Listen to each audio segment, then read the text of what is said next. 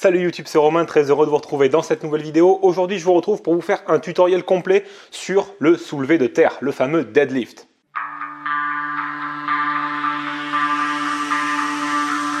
Alors dans cette vidéo, je vais vous montrer les bonnes positions à adopter, la bonne attitude à adopter, quel matériel utiliser, les chaussures, etc.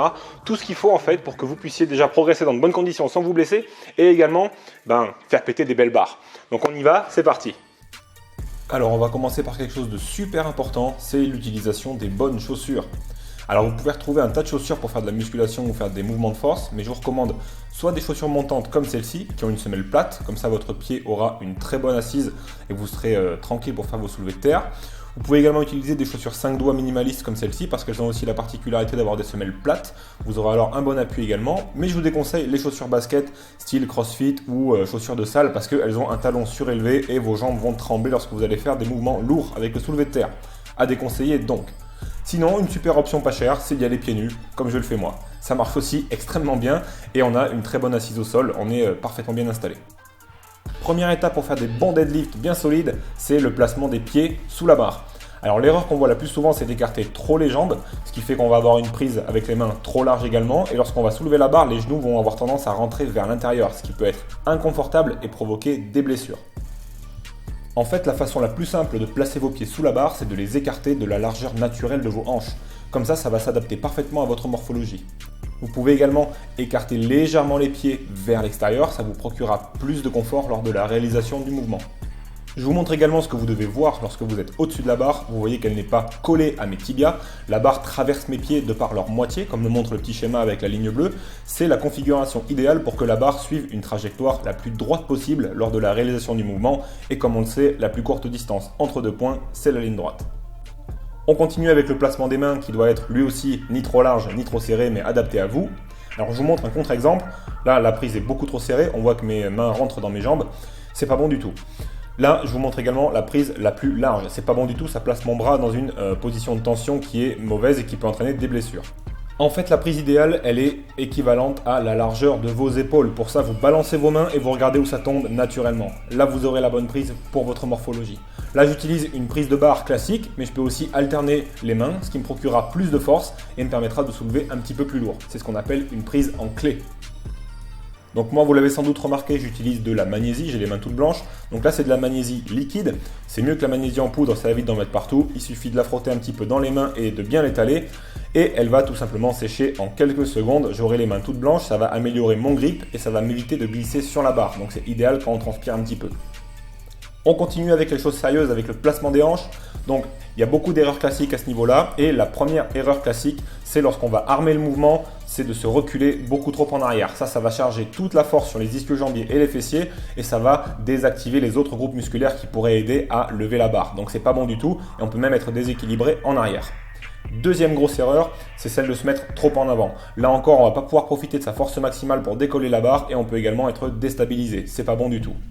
En fait, la solution idéale, elle consiste à avoir l'arrière des épaules, les bras et la barre perpendiculaires au sol. Là, on est dans la configuration idéale pour recruter toutes les chaînes musculaires en même temps et développer sa force maximale lors du soulevé de la barre. Autre erreur très fréquente, qui peut être aussi une erreur d'inattention, c'est d'avoir le dos arrondi comme je le fais là sur la vidéo.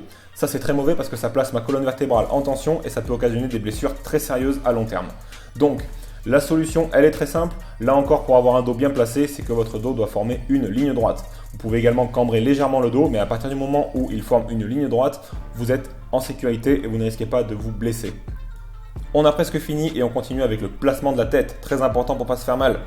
Une erreur qu'on voit très souvent, c'est de regarder ses pieds. Ça va vous déstabiliser et faire en sorte que votre dos ne va pas naturellement se mettre de façon droite. Donc c'est pas bon. Autre erreur, c'est de regarder vers le ciel. Ça va mettre de la tension sur votre nuque et votre colonne vertébrale, donc c'est pas bon du tout. La solution, c'est de fixer un point à peu près équivalent à 10 mètres devant vous. Et là, comme je le fais là, vous serez très bien, votre tête sera bien placée. Donc légèrement inclinée vers le bas, mais pas trop. Passons maintenant au déroulement du mouvement et voyons les erreurs classiques. Alors la première erreur classique, c'est de faire le mouvement en deux temps, comme je le fais sur cette vidéo. Regardez, je lève d'abord les jambes et ensuite le buste. Ça, c'est pas bon. Le soulevé de terre, c'est pas un mouvement qui se réalise en deux temps. Il faut éviter de d'abord charger les jambes pour ensuite relever le buste. Ça va diminuer votre force. En fait, l'idéal, c'est que les deux angles, celui de vos genoux et celui de vos hanches s'ouvrent en même temps lorsque vous allez réaliser le mouvement. Si vos deux angles s'ouvrent en même temps, ça signifiera que toutes vos chaînes musculaires vont être impliquées dans la réalisation du mouvement. Et ça vous permettra de développer votre force maximale. Donc pas de mouvement en deux temps. La dernière erreur, c'est celle de faire des rebonds avec la barre, parce que là on profite du rebond pour lever la barre plus facilement. Le soulevé de terre, ça s'appelle aussi le deadlift, c'est-à-dire lever un poids mort et marquer un temps d'arrêt au sol lorsqu'on a reposé la barre. Vous ferez des rebonds quand vous ferez des entraînements de crossfit où il faudra aller le plus vite possible, mais pas lorsque vous ferez vos séries lourdes de soulevé de terre. Je crois qu'il est temps de se faire un petit récap pour voir comment bien réaliser le mouvement. Donc, on écarte les jambes de la largeur naturelle des hanches pour que ce soit adapté à sa morphologie. On va ensuite attraper la barre avec les mains avec un écartement équivalent à celle des épaules. On choisit le grip qu'on veut, alterné ou prise normale. Et on va ensuite regarder 10 mètres devant soi avec la tête légèrement inclinée.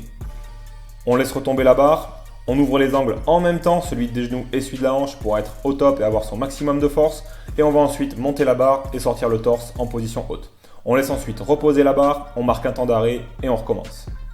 Ah oui, j'ai oublié, le soulevé de terre, c'est ce qu'on fait quand on est énervé. C'est un mouvement sur lequel il faut être convaincu, les barres sont lourdes, il faut avoir le bon état d'esprit, il faut être un warrior. Donc c'est pas un mouvement où on arrive avec de la timidité. Il faut y mettre un maximum d'engagement et de conviction, sinon ça marche pas, les barres monteront pas. Alors on met tout ce qu'on a. Et voilà, cette vidéo est maintenant terminée. J'espère qu'elle va vous aider à faire des super barres au soulevé de terre. En tout cas, n'hésitez pas à me laisser un pouce bleu si cette vidéo vous a plu, qu'elle vous a aidé. N'hésitez pas à me laisser un pouce vers le bas si elle vous a pas plu. Et n'hésitez pas à me dire pourquoi dans les commentaires ou à me laisser un commentaire si vous avez envie de m'en laisser un. Abonnez-vous à ma chaîne pour ne pas louper mes prochaines vidéos. Et je vous retrouve très bientôt pour de nouvelles aventures. D'ici là, je vous souhaite les meilleures barres du monde. Salut!